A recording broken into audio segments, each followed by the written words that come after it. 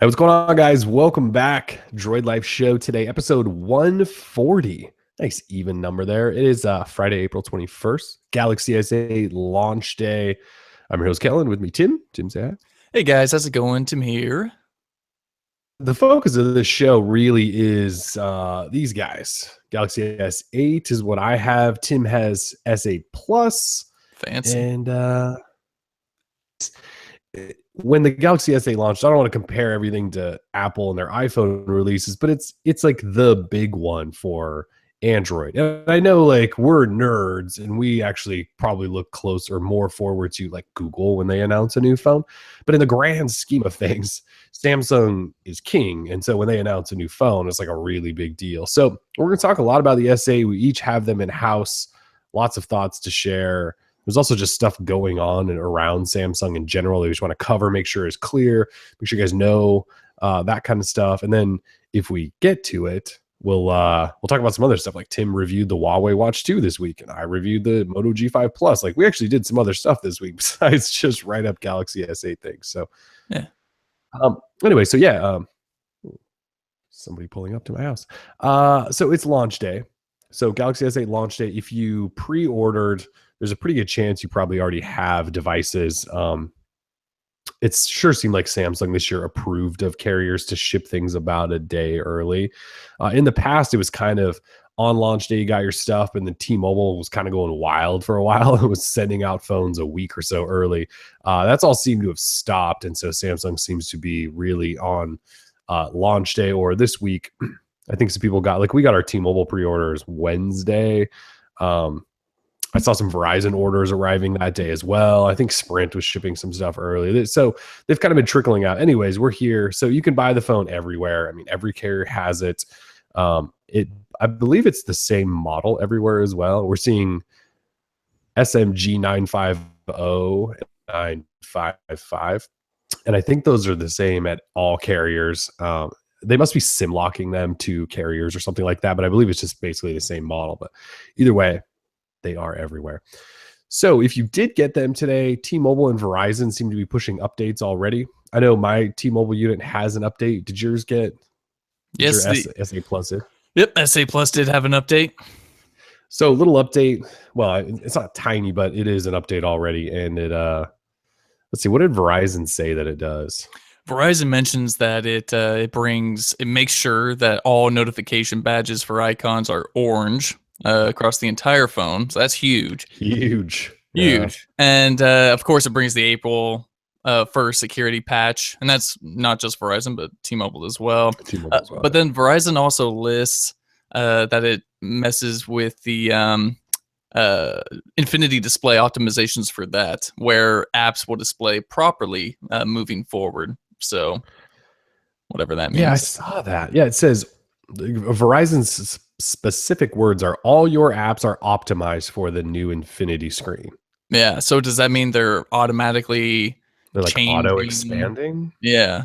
If you look at their pictures that they show, though, it doesn't really look like it. There's definitely black bars above and below all the apps they show. I don't think Verizon knows what the hell they're talking about. Probably not. I mean, it's probably a safe bet to say they don't. Yeah, I would say so too. Yeah. But let's see. They don't have people like us working for them right now. Right. They did change the camera icon to a much more iOS-ish gradientized camera icon. It's like purple or something. What else did they do? All right, so here's something for you. In this picture that Verizon shows of the app drawer, it's like blacked out in the background. Does the Verizon app drawer not have a transparent app drawer? Because the T-Mobile one is. Yeah. See, well, now hold on. Yeah, look. You can see my wallpaper back there. Yep, same for me.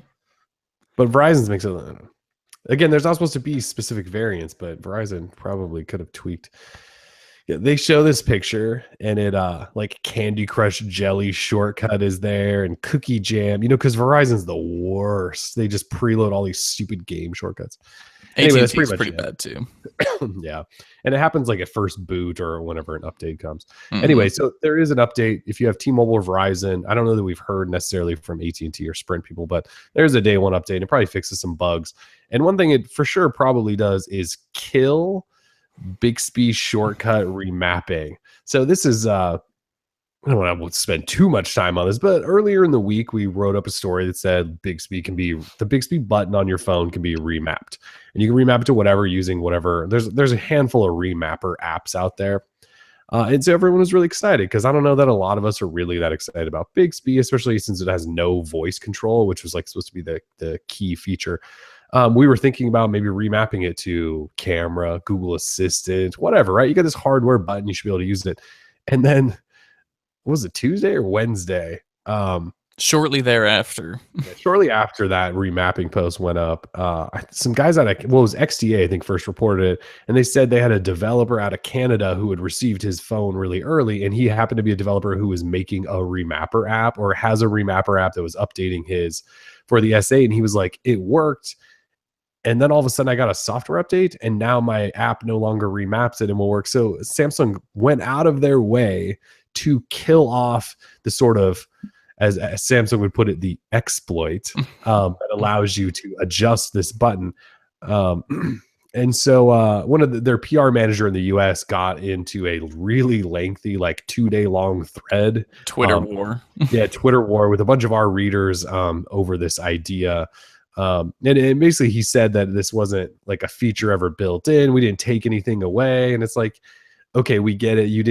This wasn't a feature you necessarily wanted everyone to do, but you obviously, Samsung went out of your way to kill off this sort of workaround people would figure out. Like that seems to me like you certainly shut this down. Either way, once you get today's software update, you probably won't be able to remap it anymore.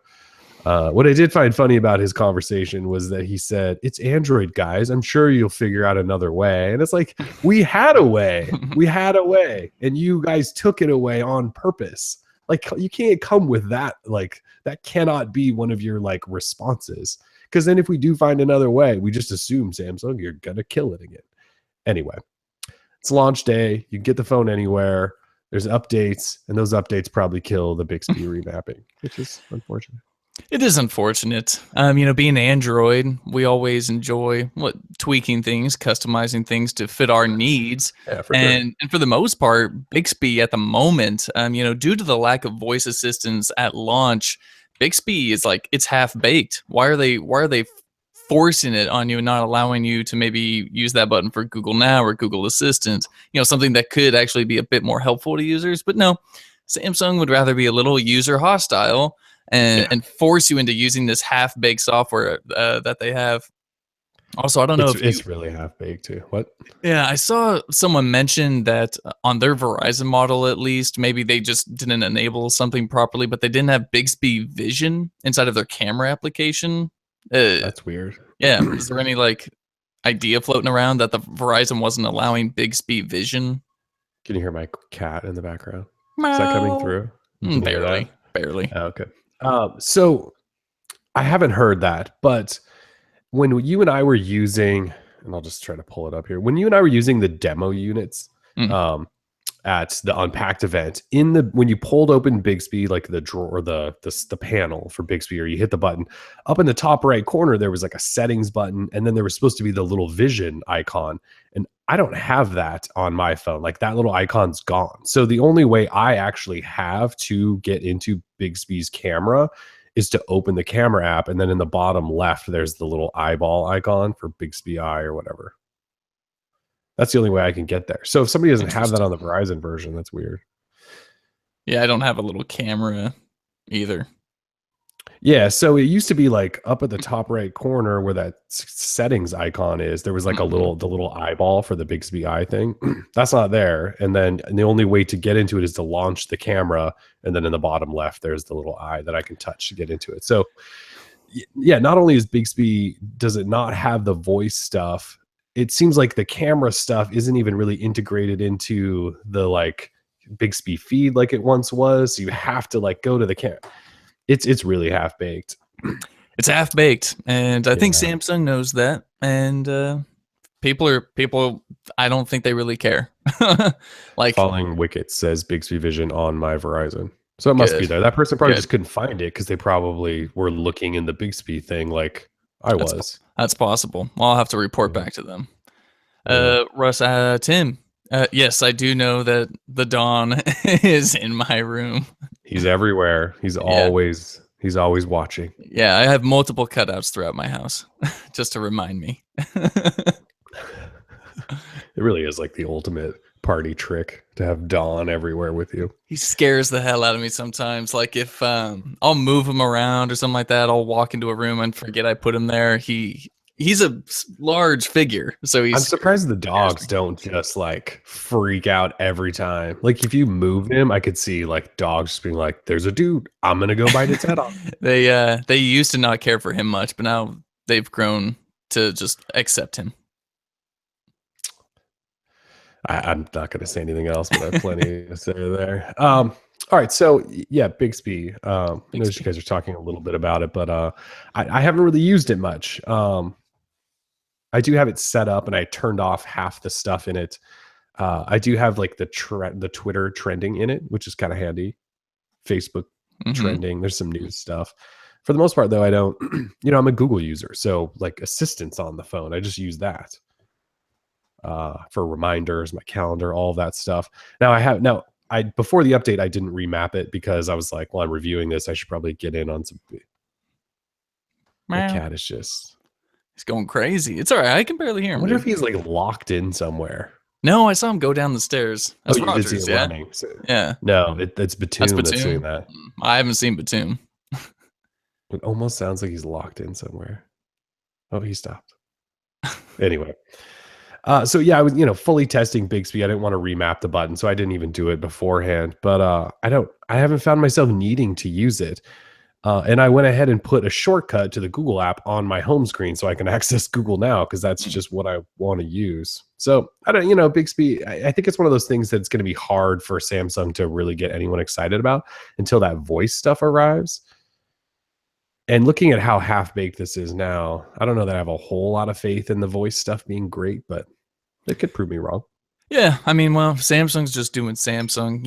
It's kind of hard for me to go out of my way, to test Bixby and all that. I mean, especially with no voice, right? It sort of makes it useless, I think. Right, so, like that's the feature. And right now, it's basically just blink feed / Flipboard. Like it's not, and it's terrible. Like like you said, it'll show you your trending stuff on Twitter and Facebook, but like none of that crap I even care about. So it's just whatever. Yeah. And how it shows you, it'll show you pictures from your gallery that you've taken that day or something. Like some of the news stories it shows are somewhat relevant, I guess, to what I like, but I don't know. For the most part, it's just sort of blah. I don't know. Yeah, I think if you don't know any better and you get a Galaxy S8 and you don't know the Google Now exists and things like that, I could see where you'd be like, oh, this is kind of cool. It's like a recap of my day and there's my calendar. I get it. That's not what we do on Droid Life. Like we do a lot of Google stuff and we like tweaking things and we like making things our own, which is why when Samsung kills the back end part of Bixby remapping, like that pisses us off over, Bixby actually being a thing. That's just who we are. Richard says, once we find root, we can hopefully enable the remap. And like, that's one thing. Like you shouldn't have to root your device in order to remap a hardware button, at least in my opinion, right? Because it did work before. So the fact that it did work, Samsung killed it, and then we would have to talk about rooting our phones when that's something people, I feel like, hardly ever do anymore. That sucks. Yeah, I don't. That's not one of the things I think about when I get a new phone is when somebody takes features away from me, I need to root to get them back. Because I know we used to think along those lines all the time. Yeah. I don't want to have to do that anymore, and especially with this phone. I don't want to have to deal with that. Yeah. Anyways, the Bixby thing's not the worst thing on the planet. I'm not going to not buy the phone because the only thing that really frustrates me, and I'm probably going to download a package disabler once I'm done reviewing this thing and kill Bixby completely, because I don't want to push that button and have it launch Bixby. Like I'd rather just do nothing. If I can't remap it, I'd rather just shut it off. And so far I haven't seen a way to actually fully shut off Bixby. Like you can turn off the panel, disable it. Yeah, but you can't. Like I went into the app manager, and there you can't disable it. Yeah. So there's no way to turn it off, which I think is, if you're not going to let me change that button, you should let me turn it off. I mean, we're talking legitimately, like that's an issue. If somebody does mistakenly press that button and it just opens up Bixby, that's not, you could reveal personal information, whatever. So not really a big fan of that. Not a big fan. All right. So, anyways, just in general, Tim and I do have the phones now. We talked a little bit about last week how we're not in the early embargo review group. So there's been some reviews out on, was it Tuesday? Yeah, Tuesday. So we obviously weren't in that wave. We're in it now. we're in it now. Obviously, like really in it now. We've got unboxing videos up, first 10 things to do with your phone videos up. Tim's looked at a bunch of cases for those of you that are interested in cases. So many cases. We're just rolling this out. We started a Galaxy S8 guide that we're going to help bring you guys tips and tricks and things like that. We'll have a tips and tricks video soon. Our reviews will be up next week, more than likely. So yeah, we're ready. And I know a lot of you are getting this phone and we're all kind of learning together, which is actually kind of fun. Some of the times when we get those early units and we're under embargo and then we post a review, while we appreciate that access, sometimes it is fun like this, where it's like we get the stuff and everyone, Tim and I and all of you guys, we all just kind of like dive in together and start figuring all of this stuff out in real time. I think it's kind of fun. And so that's kind of what we're doing right now. So if you're on the site, there's a lot of Galaxy S8 stuff. I hope you don't get too sick of it, but there's a lot of stuff to talk about. We want to make sure it's all out there. These are just huge phones. And we know a lot of you own Pixels and you're not going to get rid of those. And I don't blame you. Pixel phones are still amazing. But the Galaxy S8 is the phone of the moment, and it's a really big one. So we're gonna talk a lot about it. We're gonna ride the wave. Right now, get them page views.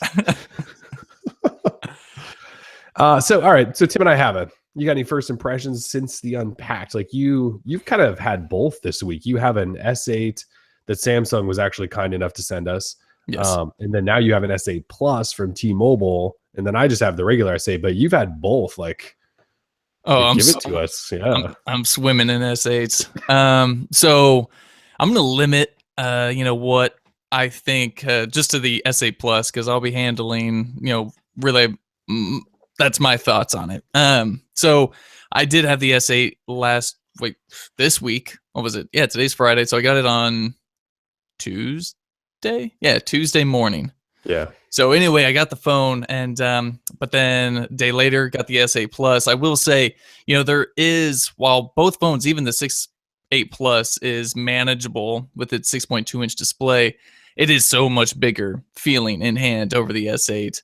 The S8 just feels incredibly good everywhere. I've heard a couple of people say, the display feels slimy or slippery or something. I'm like, no, dude, this phone, the glass on it feels better than probably any other glass I've ever experienced. And same goes with the S8 Plus. The camera from the pictures I've taken is phenomenal. Of course, the display looks great. I've used the external speaker a bit, watching videos. It sounds good. It's actually not too quiet like previous external speakers for the Galaxy S devices I've used. 3.5 millimeter headphone jack. Samsung lacks courage, thank God. And it's on the bottom. It's on the bottom.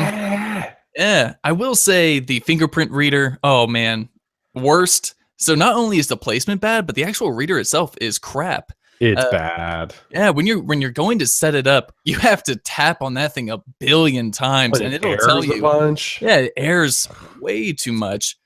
It's bad. It's real bad. So we'll talk more about it, but I've just basically disabled it. I don't even use it. I just use the facial recognition, which seems to work pretty well, given the lighting. If it's super dark, it won't work very well. Or if I'm wearing my glasses or I'm wearing a hat, it doesn't really want to work too well. So basically, I should probably have it re-recognize my face while I'm wearing a hat and glasses, because I feel like yeah.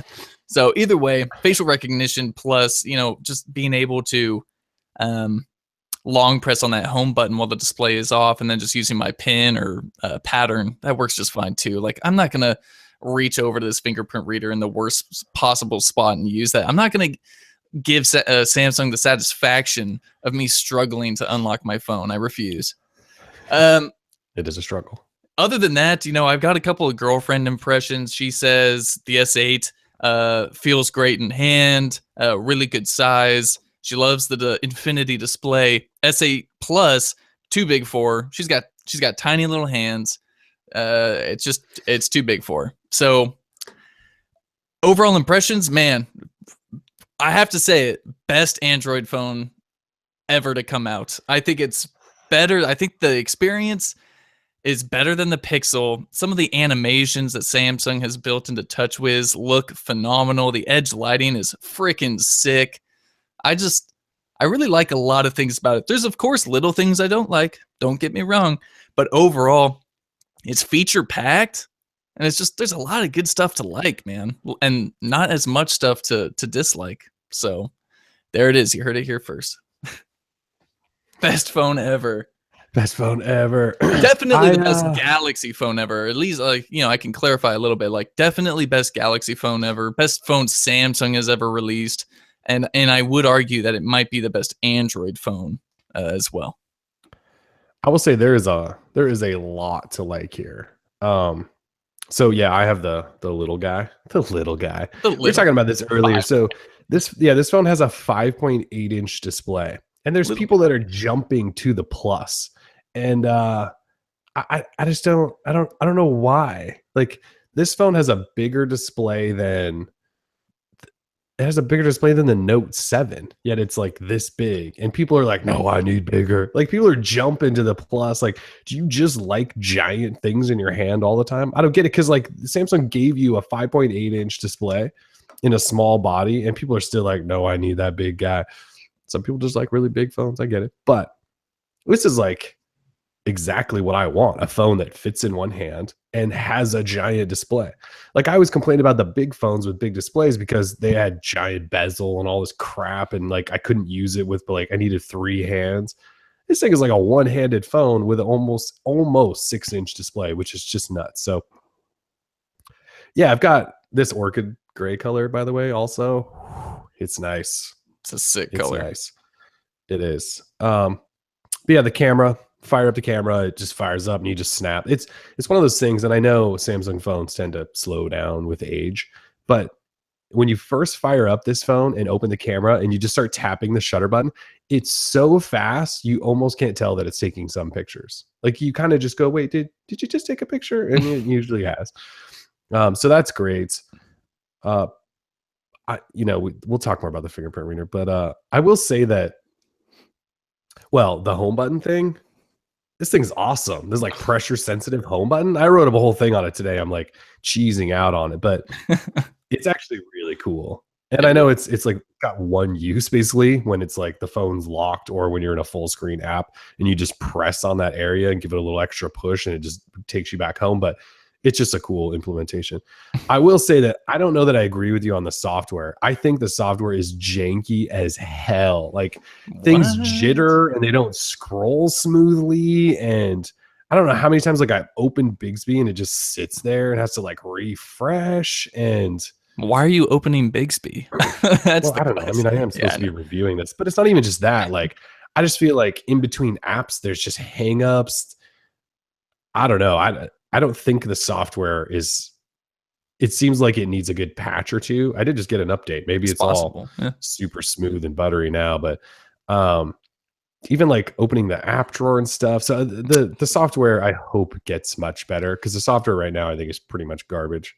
That's so interesting. I've had a completely 180 experience. And look at like iOS in and out zoomy things. I got to turn that animation crap all off.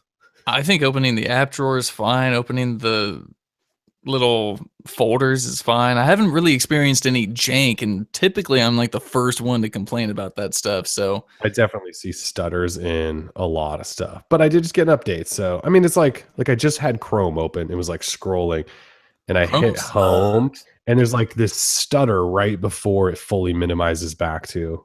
You got to download Firefox. It's little things. Like, I'm just like, it's a Snapdragon 835 and it's supposed to be the top of the line, best of the best. I shouldn't see any of those stutters, and I definitely see them, I feel like, regularly. I don't know that it's enough stuff where I'm like, oh my god, the performance is the worst thing I've ever seen. It's just these little things. Like, this is a $750 phone. I don't want to see any stuttering whatsoever.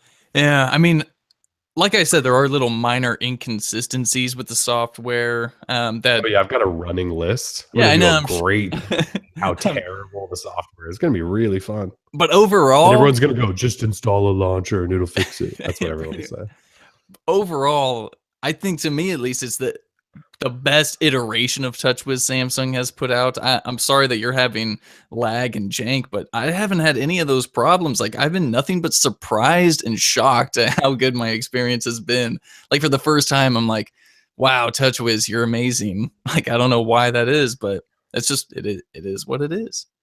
I love that the app drawer, I can slide out, down and up to open it. Like, there's like little things that I really appreciate. See, and I hate that so much because if I swipe up, then I want to swipe up again to scroll and it closes the thing.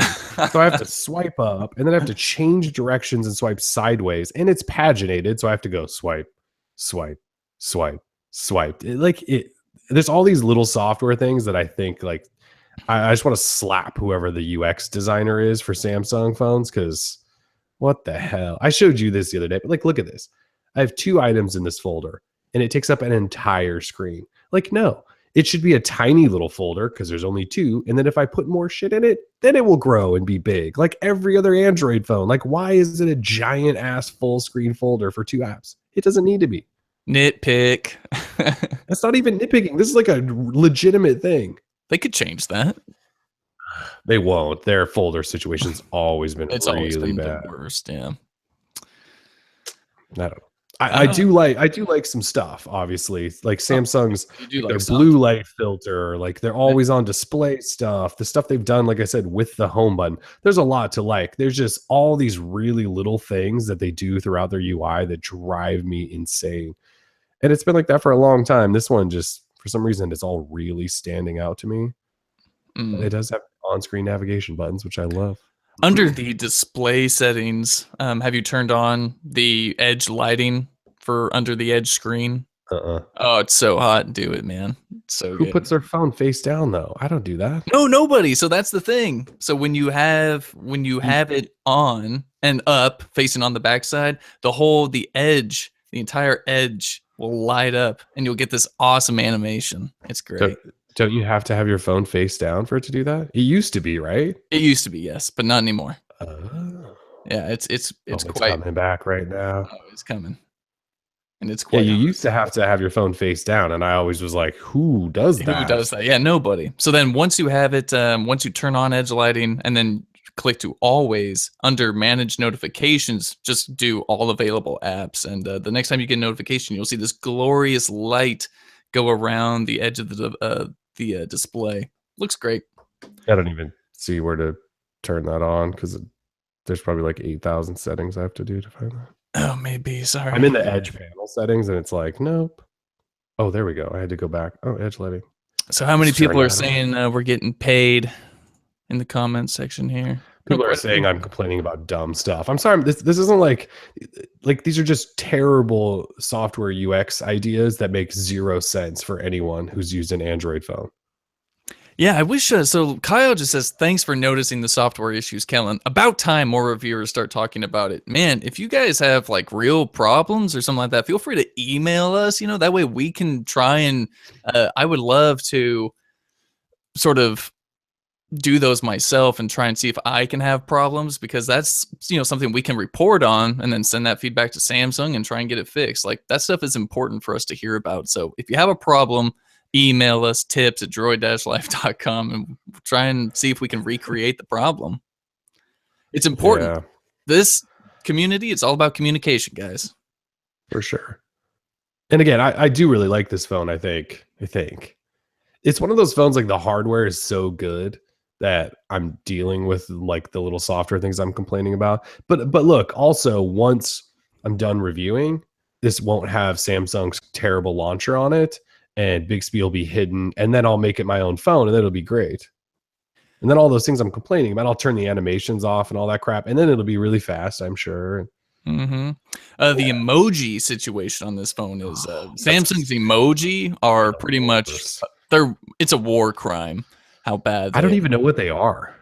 There's like some of them, I look at them and I go, I think that's the one I want. Yeah, like the tongue face. Like, oh. That does not look like a tonguey face. It looks kind of like he's kissing. So I don't know what the deal is.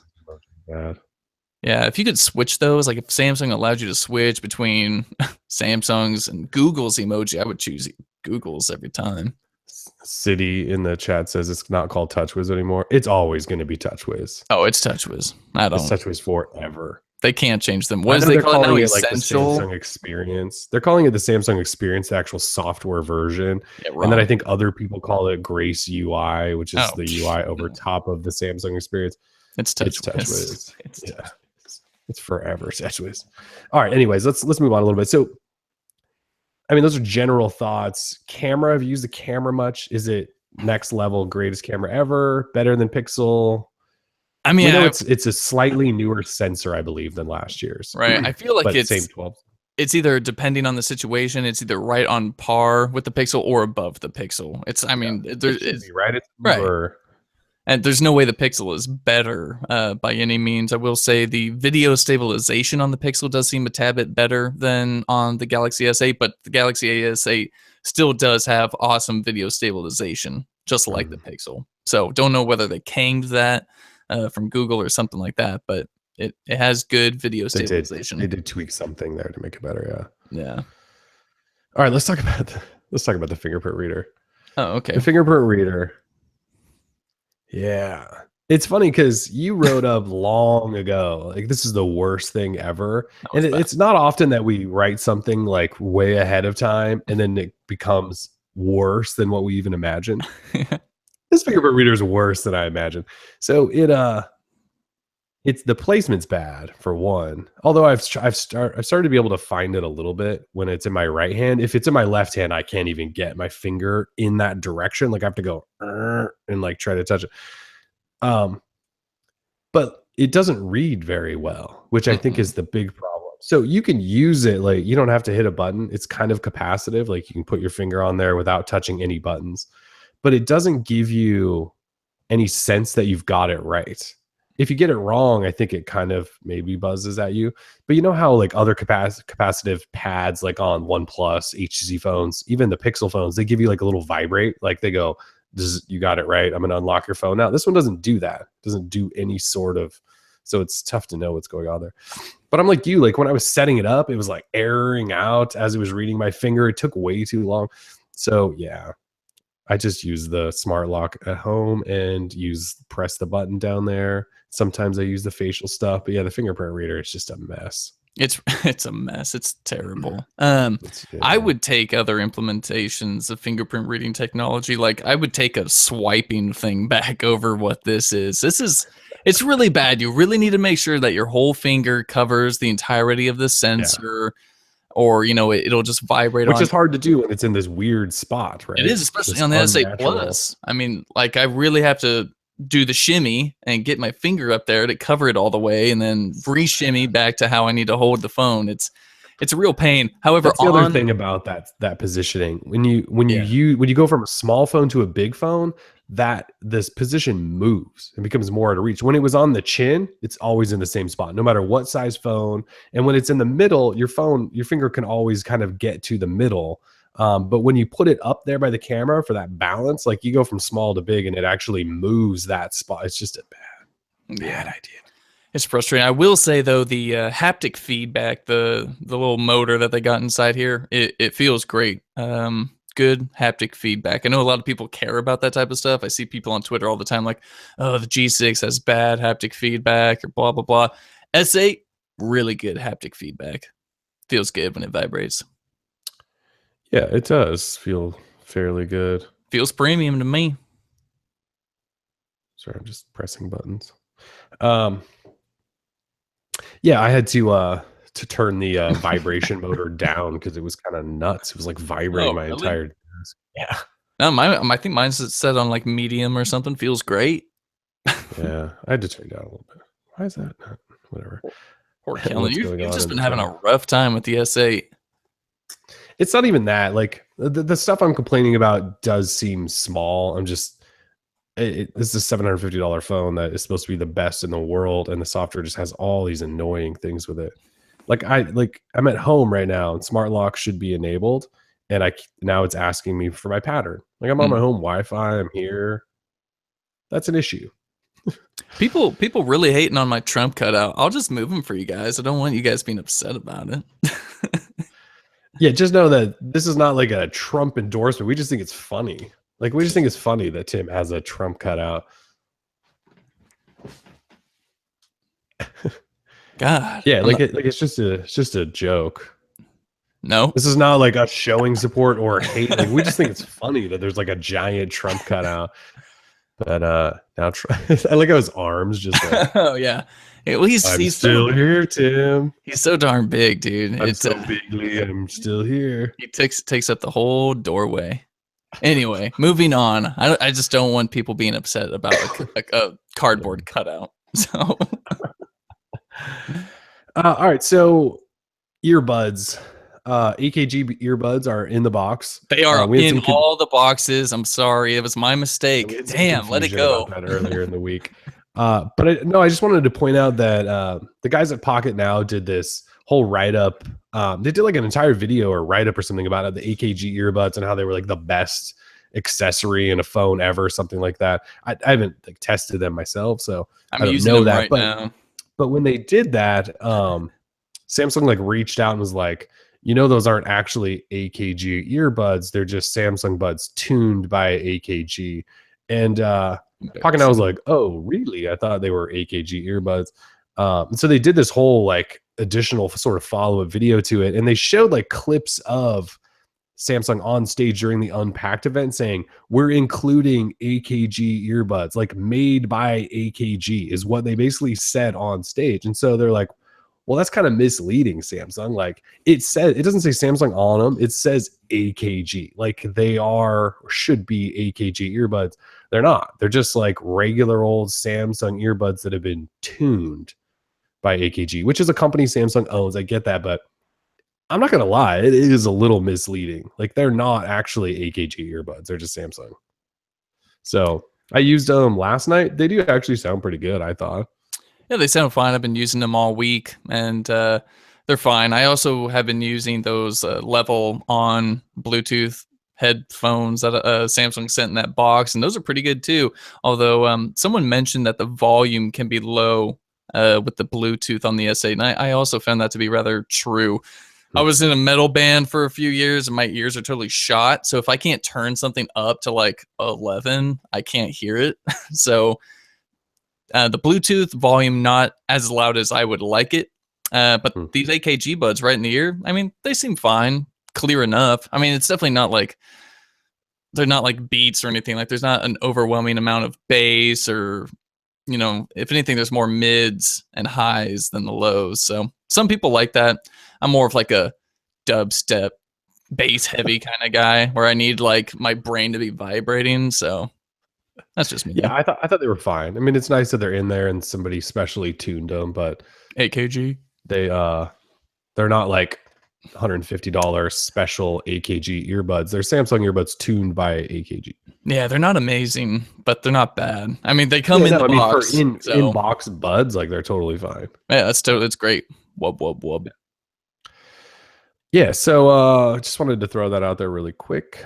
Speaking of music, though, Samsung and Google announced today that Google Play Music is the default music player on both phones. So, and actually going forward, right, like all Samsung phones will flip to default of Google Play Music, which is great. I never figured out why all these phones have a separate music player. There's not many left that do, but I think Samsung might have been one. Have you ever used anything like? How many years has it been since you use another like music player where you actually had to load your own collection on? That would have been Froyo. I think back with like the stock Android music player. It was like a blue speaker icon. That would have been the last time. So like Nexus S, I guess. Something like that. I know there's people that still, manage like their own personal music collection, and they probably do move it from phone to phone. Nerds. I just haven't done that in a while, and it sounds like hell. Like I feel bad for people that are doing that, but they also, I know people have higher quality audio files and things like that. I totally get it, but or though Samsung is using Google Play Music, which is awesome. It's not now we don't have two music apps for no reason and all that stuff. They announced that today. I don't think anyone actually knew that. Until today, which is something. Yeah. Umar was asking what you and I were using as daily drivers before the S8. Oh, well, I was just testing the Moto G5 Plus, so I had that. and I reviewed that. Totally fine phone if your budget's small. We'll talk more about it later if we get to it. But I was using that, and before that, I was using the G6. And then in between those, it's just a regular Pixel is what I use. Nice. Yeah, same here. Basically, I was using the G6 and a Huawei P10. That's it for me. Yeah, it's tough for us to. We talked about this every once in a while. Like, it's tough for you and I to settle into a phone because we're constantly in between something else. Like with just the two of us, like we're almost always reviewing something, especially right now, right? Like there's a new phone coming out every couple of weeks. But yeah, so when I just sort of settle in and take a break, I've been on Pixel probably for, well, basically since it came out. It's kind of the phone I come back to. But I would imagine it's going to be this for like, it's an important phone. And once we get done reviewing it, I imagine I'm still going to use this, and then I'm going to set it up my own way and use it. And then probably up until, well, we'll review other stuff in between. And there's always a chance something could take this out of my hand and be really awesome. Like could be the Moto Z2, could be awesome. Or it's probably just going to be the Note 8. It could be, yeah. And then it'll probably be the Pixel 2 after that. I mean, that's just what I'm envisioning happening. Yeah. So, yeah. What about battery life? So this phone has same size battery as last year's S7, but that one, the Plus, drops down to 3,500 milliamp hour versus 36 from the S7 Edge. Is battery life been okay? Yeah, I was getting a really good battery life on the S8. I was getting through a solid day, like no problem whatsoever. Right now, I'm rocking 84%, and I took it off the charger at 7:30 a.m. and it's now almost 2 p.m. So at 84%, I'm checking out my screen on time. Screen on time is 33 minutes. So I've barely used the phone at all. And you've dropped like 20%. Yeah, I've dropped like 20 some odd percent. But I feel like really bad. I was using the phone for something. Well, I think I was taking some videos. So while I haven't been having the display on very much, I have been using the phone like for the camera and video. And so when you're doing the video, that eats up your juice quite a bit when it's in QHD. So that must be it. Been off the charger for 6 hours and on time, and I am at 67%, which also doesn't really seem very good. I will say that yesterday, though, I had like 4 hours of screen on time, and it finally, like, I think it was like 8:30, 9 o'clock. It got down to like 8%. So that was that's actually not very good either. That's like 12 hours. Yeah, I mean, on the S8, I felt like I was having real good battery life, but I've only had the S8 like really up and running for today. So like today is like my first actual day of testing, and well, I mean, so it's hard for me, right? Because it's already 2 p.m. I'm at the high 70%, and what am I gonna do after I'm done with work, right? Like it's Friday, so I may go out or something, but for me, I'll have enough juice to go out and come back, like. So for my average day, it'll get me through a day just fine, but hard to say. It'll take me a few more days to give you a better answer. Yeah. My sort of initial reaction is that it's probably just average. So yesterday I went 13 hours, had 4 hours of screen on time, and I had 9% left. So at night, it's not terrible, right? It's not getting me to the next day, but that's getting me close to bedtime. So it's 2 o'clock right now, and I'm at 67%. I'll probably be fine. But yeah, by 9 o'clock, I'm imagining, depending on how hard I use this thing, that it's going to be about dead. So I would say that's average. It's not G5 plus battery life, but that's about what I was getting on the G6 too. It was about 13, 14 hours. So yeah, pretty average. Yeah. And I have this thing running at 1080. I didn't jump the screen up to quad HD. Yeah. I guess I could, but I don't. Quad HD doesn't really mean much to me. I use a regular Pixel, which is 1080. So gross. I know. I don't think I need the quad HD, and I'm like old, probably half blind. I probably like the bigger stuff. You know what I mean? You put on easy mode. You just run an easy mode. Yeah, review it. Everyone's like, you just reviewed that? Do you know you're on easy mode? That would be really funny. That'd be really good. Actually, if we found a review out there where somebody reviewed it with easy mode the whole time, it was like, this phone's terrible. Yeah, the next April Fool's, that's on a weekday. We should post a review of easy mode. Just straight up easy mode. Do a whole fancy video and all that. That'd be great. I love the easy said access. Resolution doesn't affect battery life. I assume it might, but it probably really shouldn't. In the end, it's all the same thing, right? It's all the same display. So pushing all those pixels takes power, though, man. Yes, it does. Let's see. So, we are giving away a bunch of cases. We haven't talked about that, right? Tim did a video overview of a whole bunch of cases, wrote them up, and he's giving them away. It's like 40, at least 40 cases or something like that. 42, I think, to be exact. Yeah, so we got a whole bunch of cases from Spigen. Basically, any case that Spigen makes for the S8 or S8 Plus, we have.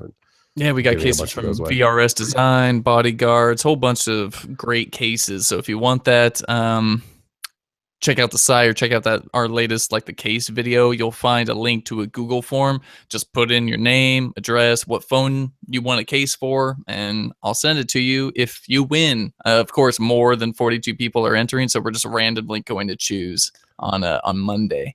Yeah, we're probably not even going to contact you. We're probably just going to send you a case. You won't get contact. You won't hear from me. So make sure you put in which specific phone you have, S8 or S8 Plus, because that's what we're going to send you. And they're just going to get it. The thing is just going to arrive in the mail. It's going to be a random case. It's going to be a mystery package from me. And it's going to be pretty cool.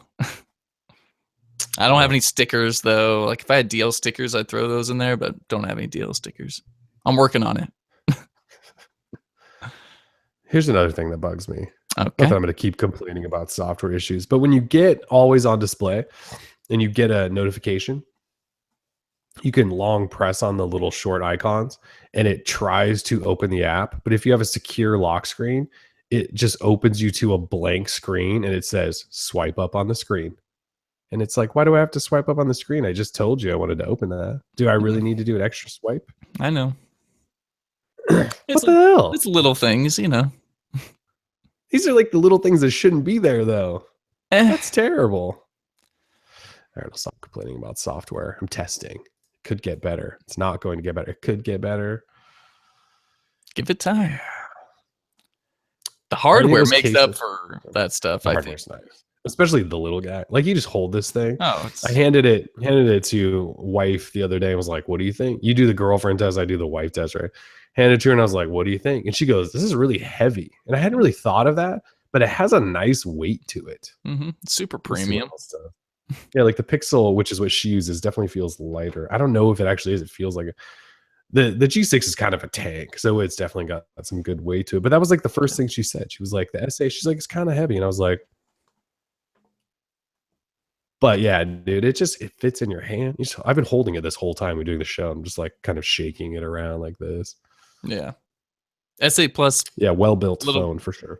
Little bigger. I was in T-Mobile yesterday to pick up a SIM.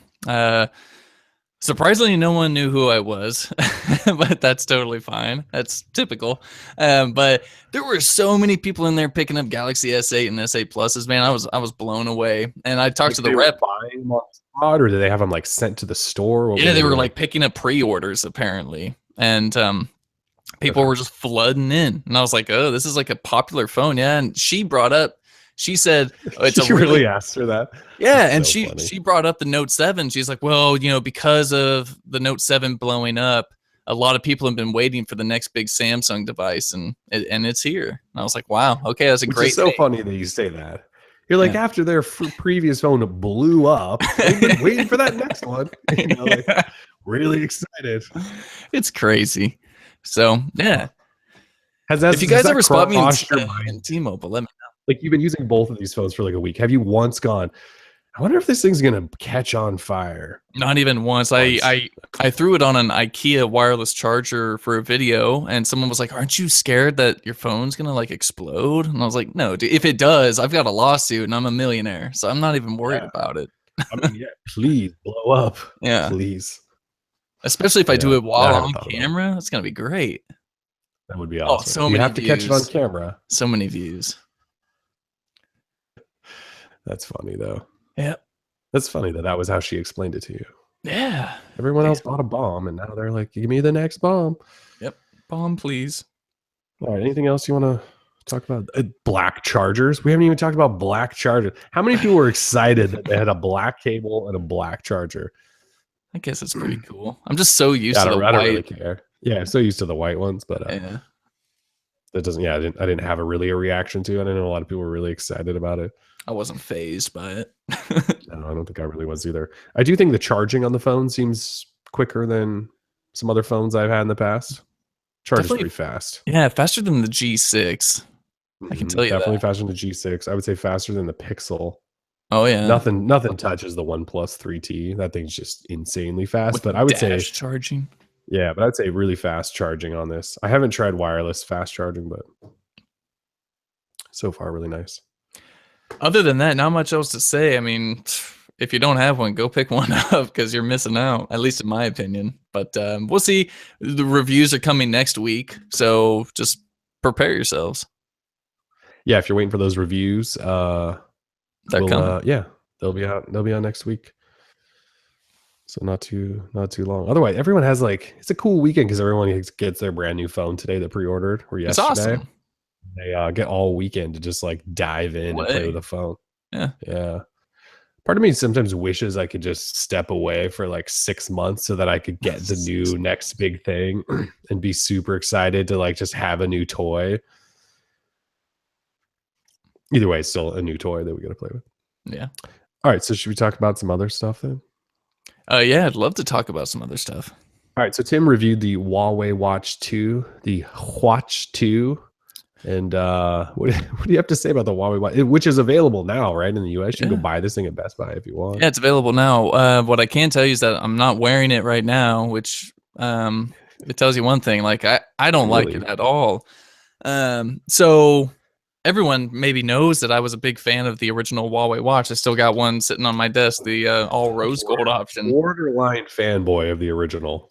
Yeah, borderline. Just because I really appreciated what they did. They took a different approach than what a lot of other companies were doing, and that it wasn't exactly a fitness device, right? It wasn't made for someone who's going on runs. You're not giving this an $800 all rose gold option to the weekend warrior. It's just not going to happen. That thing. That's awesome. Oh, it's so badass. Anyway, so I really appreciated that in the original Huawei Watch. Now, the Huawei Watch 2 is a complete departure from that. It's completely made for the fitness guys. It's all plastic, no metal at all plastic, rubber bands. It's just the classic version metal, though. Yeah, the classic version is metal. So, and that's one of my arguments, Huawei Watch right? 2 Classic, yeah. Yeah, so, and that's my argument. It's actually just called Huawei Watch Classic. I'm pretty sure. It's not even 2 Classic. Classic 2. Yeah, pretty sure there's no 2 for it. So it's just weird to me. I would have made the Huawei Watch 2 be the classic and then just have the Huawei Watch Sport or something like that to be this fitness thing. Yeah. Anyway, the materials, I mean, it's just not a watch for me, right? Because I'm definitely fashion focused in terms of a watch, a timepiece. I don't need, a sports thingy like every other device is. It's a dime a dozen right now. You can go anywhere and buy a sports watch. So Huawei is trying to enter this already super saturated market with this thing that which Samsung and Apple are already dominating. Exactly. So it makes no sense to me, this move. They already had this kind of premium sector inside the Android Wear kind of realm. They were below, of course, Tag and now Movado and all these other companies, but they just had a classy timepiece that I think people appreciated. There's a lot of options to choose from, along even with the Moto 360 2nd gen. There was just something for everyone. Now with the Huawei Watch, you've got to be that one guy who goes for runs and all this other crap, goes to the gym and wants to do your squats and your reps and all this stuff. I'm just not a fan. So, because I'm a super unactive dude, I don't need a sports do squats. Watch. Do not buy the Huawei Watch 2. Yeah. So, for someone who is into that stuff, sure, go for it. It's got your GPS, Android Wear 2.0. I mean, the performance is fine, but at the same time, I don't see it. Battery life mode where it lasts for a week or whatever. 3 weeks actually. 3 weeks. Yeah, 3 weeks. It'll kill every single functionality that a smartwatch should have, but hey, it'll last you 3 weeks. A $300 watch that lasts you 3 weeks. Not bad. It's not bad. So I'm waiting for the classic, and then I can really. Yeah, the classic actually looks fairly nice. The one you reviewed, it does kind of just look like a cheap, like you said, dime a dozen sport smartwatch. Yeah. Not really doing it for me either. That's what it is, man, and they know that. They know that. I tell you, I was talking to Huawei, and I think they know. And it is what it is because I made it perfectly clear. Like the day before they announced U.S. availability, was like, "Yeah, I don't know why anyone wants a smartwatch." Yeah. Like, okay. As we try and launch this in America, yeah, good luck, buddy. So it's unfortunate, and a lot of people, I've actually never worn a Gear S3 from Samsung, but people say that's like the greatest smartwatch ever. So I've considered actually picking one up. I don't know why, but yeah, I can't though. I wouldn't use it because I do wear smartwatches for running. And that watch is like the worst ever because it only uses, I think, like Nike's app or something. And you can't load like Strava onto it, Garmin's app. Like there aren't any other apps really. I think Runtastic is maybe on it. I don't even think Runkeeper is, which is another big one. So that's the thing. There are like no apps, I don't think, for Samsung's Gear watches. Somebody could prove me wrong there. But as far as running apps, none of the ones I use are on it, which is why I wouldn't do it. Yeah. But everyone that owns a Gear S3 is like, this thing's awesome. Even though it's huge, big watch, but a lot of people really like, and I like the style of it for sure. Like both of them are nice looking watches, but for me personally, I just can't because they don't have any of the running apps I use. Sorry. Yeah, Samsung old ancient Garmin thing. Yeah, they don't. So you're not saying everyone should run out and buy the Huawei Watch 2? Is that what you're getting at? By no means should I think anyone go out and buy the Huawei Watch 2. It does not have the Timotato stamp of approval. Sorry. It's too bad. Yeah. It's too bad. All right, so I reviewed the Moto G5 Plus, and mostly nice things to say. I will say, we'll get out of the way. It doesn't have NFC. That's stupid. It should have NFC. It drives me nuts that the first thing people seem to cut these days, like how expensive are NFC chips? They cost like $80 a piece to these suppliers. I don't understand. So, like all the Android Wear 2.0 watches, right? They all came out, and like half of them don't have NFC. And you're just like, well, that's like part of the point of Android Wear 2.0 is NFC and payments. Anyway, Moto G5 Plus, they killed NFC out of it. In the US, I don't know if the rest of the world it has NFC or not, but it doesn't in the US, so you can't use it for payments. And other than that, performance really great. Battery life actually is 2-day battery life, similar to Moto Z Play, just a little bit under. So not the champ. Moto Z Play is still battery life champ, but this phone, like, I was talking about the Galaxy S8. How last night at 9 o'clock, I was a 4-hour screen on time. The thing was dead. Moto G5 Plus, definitely into the next day, every single day. Like consistently take it off the charger. I go to bed, it still has 30% and use it a little bit the next day. So battery life's awesome. The phone is ridiculously ugly in the gold colorway they have. But if you want it, just go with the silver and black. Do not buy the gold. Camera's fine for a mid-range phone. Works on all the carriers. It's actually a really nice phone for well, if you buy it with Amazon ads, it's like $184. Think about that. You can get a phone that good for under $200. Sure, it has Amazon ads, but yeah, I like the Moto G5 Plus. I thought I reviewed every single Moto G phone, and I looked back, and I think like I skip every other one because you can only do so many mid-range phones, right?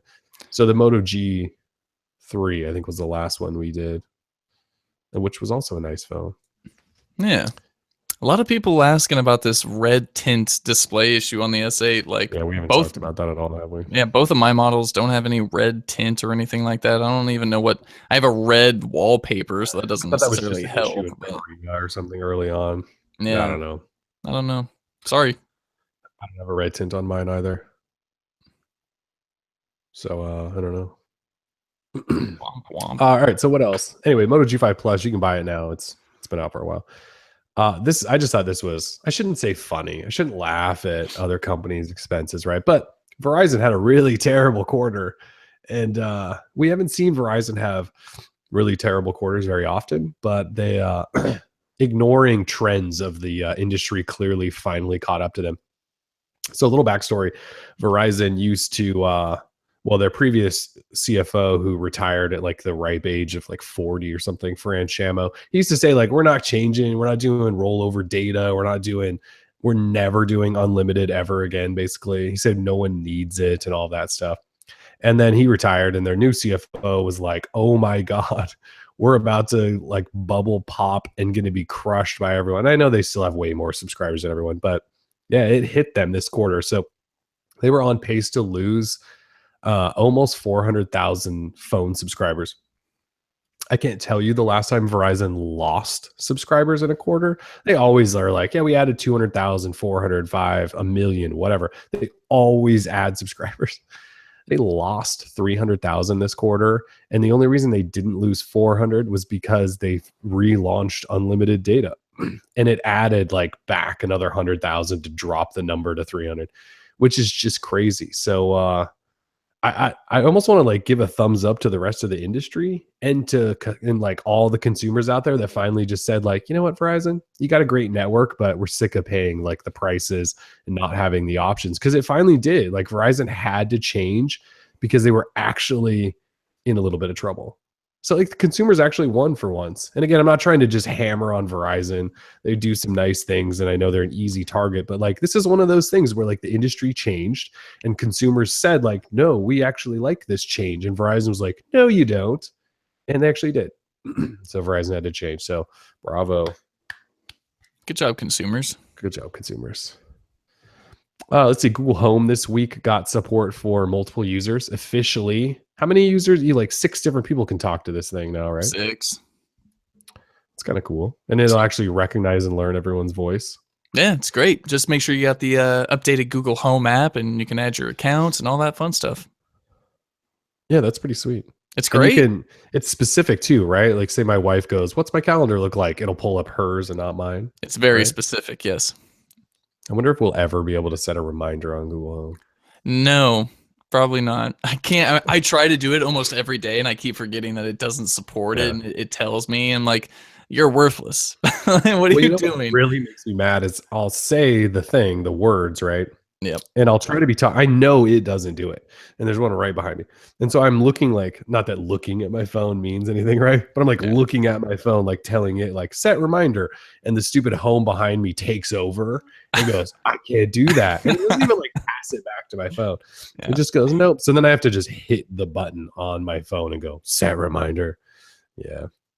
It's crazy. It's one of those little tiny features. Like, come on, Google, how hard? You just set up this magical tech that can recognize specific voices, and you can't build in the option to add a reminder. Just ridiculous. Speaking of Android Wear, Moto 360 second gen and Huawei Watch original owners still have some time. Apparently, they got to wait. Forget the fact that the Huawei Watch was the test device for Android Wear 2.0. Still not ready. We're still working on it. This clearly seems like we're not going to update it because we want you to buy the new watch thing, right? This is like as obvious as it gets, right? I don't know, like, dude. The Huawei Watch was the test device for 2.0, and they're like, no, we got a new watch coming. Like, no one's going to buy your new watch because it's Android Wear 2.0. Anyway, we were told end of April or late May. That's like the most unprecise timing I've ever heard. So it's either next week or no, you got to wait another month. Yeah. It's pretty embarrassing. There. Yeah. And that's the Moto 360 second gen and Huawei Watch. So as well as the Zen Watch 2, Zen Watch 3. There was a few other devices. Oh, yeah, there was a few other ones. But yeah, I mean, those are like the 2 big ones, right? The second gen and the Huawei Watch. So yeah, it looks like they added the Watch Urbane second edition LTE also, which was also one of the test device. Yeah, that's just crazy. What the hell? Well, because LG has the Watch Sport, and they need to sell that thing. They want you to buy that thing. That's just ridiculous, and they do too. All of this Urbane second edition thing, I've looked for it every once in a while, and like you can't really buy it anywhere. Most places, it's just sold out. I think like Verizon, AT&T. Yikes! I don't know. A weird rollout. I love drinking Clorox bleach, wants to know. I wouldn't suggest drinking Clorox bleach, by the way, but what do you guys think is the best phone that has or is coming out in 2017? Well, let me just go to my magic 8-ball here, my little crystal ball, and tell you what's coming out later. I have no idea. I know so far, if we're talking just about 2017, S8, man. I like talking about what's released so far. Yeah, saying S8. Yeah, so for 2017 so far, the S8. And again, I think last week or the week before, I talked about how I felt really bad for LG. You know, LG kind of ditched modularity, went all this glass and metal. It's an awesome phone, the G6. G6 is a really good phone, yeah. It's a great phone. Samsung just comes in and straight like gut checks them out the door with the S8, dude. I'm telling you, it hurts. It hurts. I do feel bad for LG because they made a really, really, really good phone, and it's just not going to get the attention and the praise that it probably deserves because Samsung, did this. Yeah. I'm not giving them excuses. I'm just saying, like, I feel a little bad. It'd be tough to say what's going to be the best of the year because this obviously evolves as the year goes on, right? Right now, yeah, like the S8 is probably leader. It's not in the clubhouse yet, but probably leading. Yeah. Not even on back 9 yet. But yeah, the Note 8, how could you not be excited about that? Note 8 will probably have like an embedded fingerprint reader under the on-screen home button, which will be awesome. It might have a dual camera thing. So then LG's like really screwed. But then look, like the new Pixel phones. Those are the phones that we typically gravitate towards at the end of every year. And we go, oh my God, stock Android, we missed you so much, right? We spend all year using all these phones with skins, and then we get to the new version of Android and whatever phone Google puts out, and it's like the most refreshing thing ever. Yeah, no, I totally understand that, but then I think about hardware, right? So if HTC is making the Pixel 2, then I can't help but like lift these two phones up and think about the differences and sort of just overall design. I mean, it's night and day, man. Like the Samsung do we have hardware, this really bad feeling that the Pixel 2 is going to look just like the Pixel 1? and that would be bad. Like, okay, now, first of all, don't get me wrong. I love the metal. I love the fingerprint reader. The camera's great. Pixel is a fantastic device. But, like, just comparing it to the design-wise and pure elegance of the S8. Man, I sound like a total fanboy. Anyway. Yeah, but no, we were really harsh on the Pixel's design when it first came out because everyone went, really? It was like an old 1A9 iPhone knockoff lookalike. The thing that it has that stands out is the software is the best and the camera was the best, right? Right. Like that's what it came down to with the Pixel phone. I don't think anyone's out here praising the look of the Pixel. So hopefully they change that. It'd be nice to get a new design that's not just an old HTC 1A9 shell they had laying around the factory. Yeah. I don't know. But look, like Note 8 is going to be crazy probably. If it's anything like this, and then they upgrade some other parts and throw in an S Pen that no one uses, I'm sure it'll be awesome. Yeah. New Pixel phones. Somebody HTC coming out. Probably mentioned a V30 in the chat, but come on. V30. I think Samsung Shield said it was like going to be a sleeper of the year. V30, yeah. No. Get out of here with that. Sleeper. V30. You guys know I love me some V phones. Keep that removable battery. Throw in a DAC. Ooh.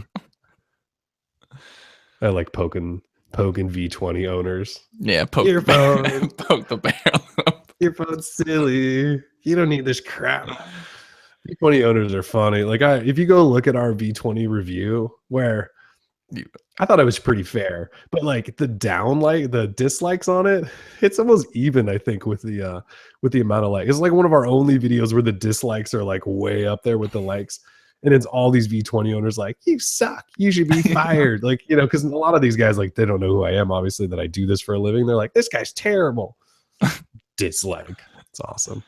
It's like when you go to a car reviewer and they're reviewing your car and they say it's not a good car. And you're like, oh, hell no. I love my car. It's like, dude, I mean, it's just our perspective, like your opinion, man. Exactly. But yeah, anyway. Oh, that's funny. All right, so HTC U, the new HTC phone with the Snapdragon 835, the one HTC told us to wait for and pass on the U Ultra. Yeah.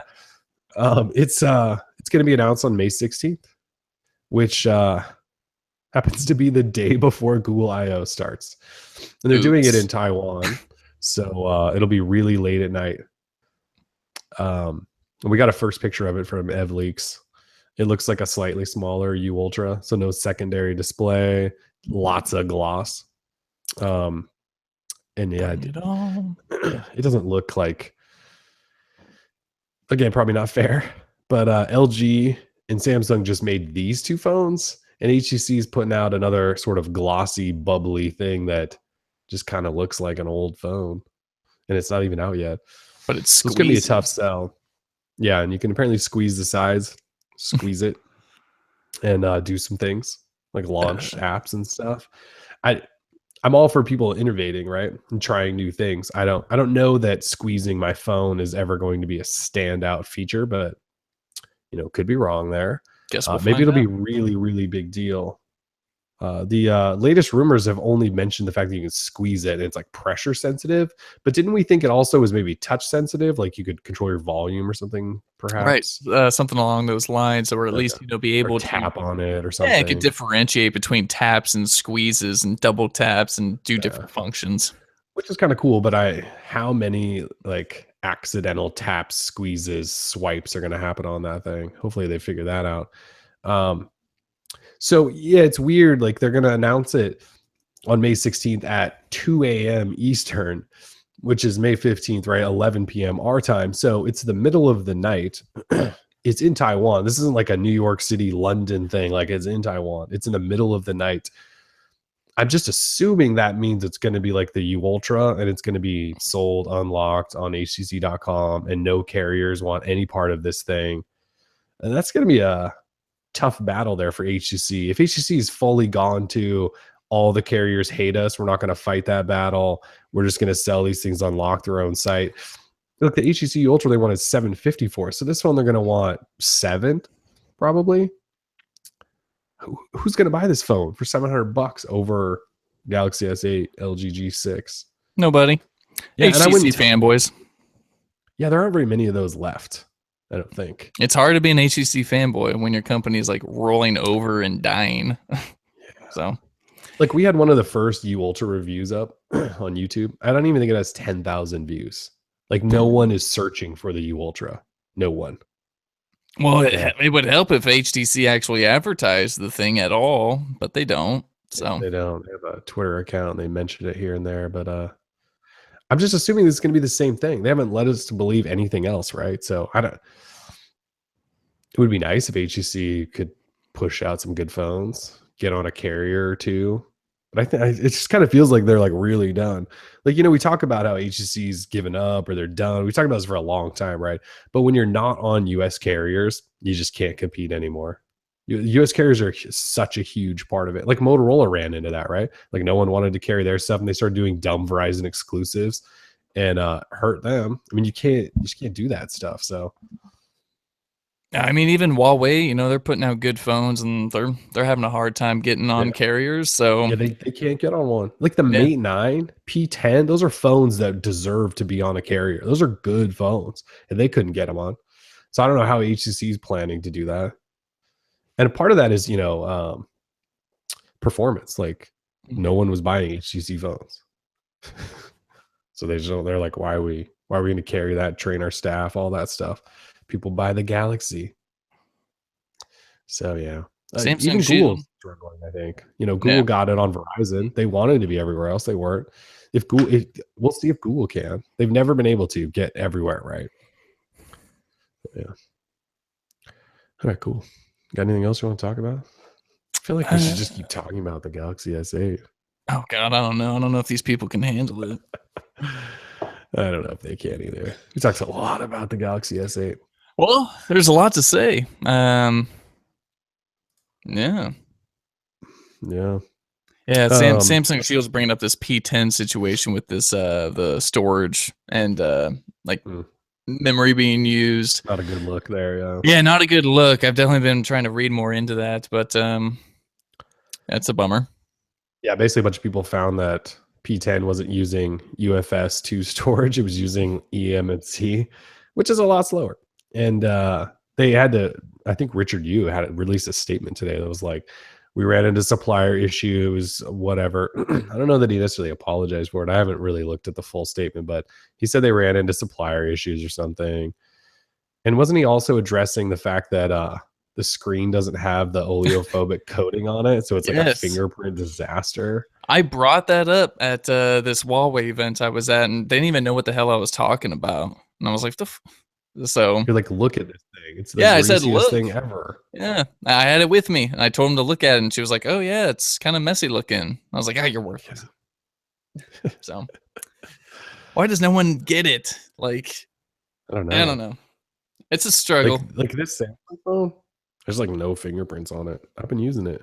It gets a little smudgy. A little smudgy, but not as bad as a P10. I mean, I will in a say microfiber cloth will take care of it just fine.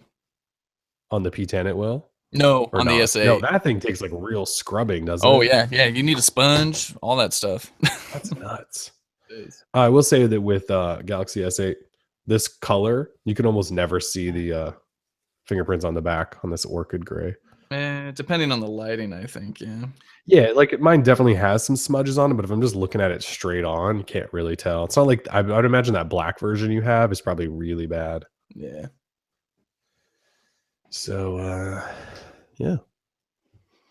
Sweet. Anything else you want to talk about then? Yeah, real quick, I just want to say be sure to find that Google form and fill out for your chance to win an S8 case, because I really want to get rid of these things. So, yeah, is that them all behind you? Yeah, that's them stacked up right there. So, cases to go. I got quite a few. Oh, AB just asked, do you use your phones naked or with skins? Naked pakey. Yeah, naked. And no, we're not going to give a shout out to any of the skin makers out there. This is not sponsored by any of those. We're not. Your ad here, skin makers. If you really want to shout out, you can pay for it on this wall right there. I wonder what Dbrand's marketing budget is, or are they just paying all these YouTubers like $20 a pop? That's like the cheapest marketing ever, if that's what they're doing, because they are in every video. Maybe they just give them free skins. Yeah, I'm reviewing this phone. It would look great with this skin too. I just go click. I turn them off. Yeah. You lost me as a fan. Don't get me wrong, get paid, get that money, get that money. But if mid video you want to show me a skin, I'm probably not finishing that video. Just throw it up front right at the start. Just say like, this is sponsored by. I'll watch your video. But that like mid sneaky, look at my skin. No, I don't care about your fake slate concrete skin, Dbrand. This is not really a fan of MKBHD either. MKBHD has been doing it for a long time. Whatever. I'm talking about like every other YouTuber. This isn't just an MKBHD. Like they all do it. Skin.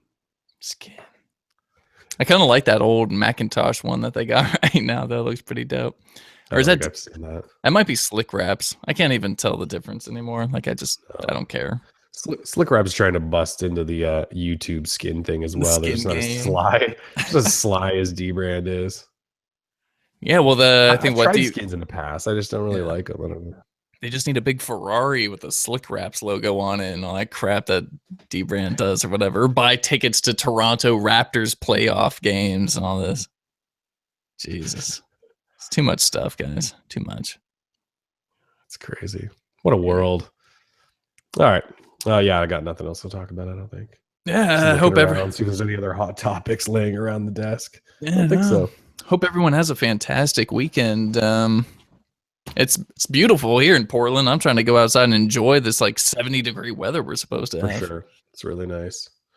Yeah, so be safe out there, everyone. Yeah. And enjoy your new phone. If you picked one up this weekend, enjoy it. Let us know over the weekend. Shoot us emails when you get back on Monday, whatever. Let us know things you love, things you don't like, whatever. It'll help us with our reviews. We like knowing all the little things you guys figure out. So, all right. Well, thanks for joining us. Droid Life Show episode 140 in the books. Peace.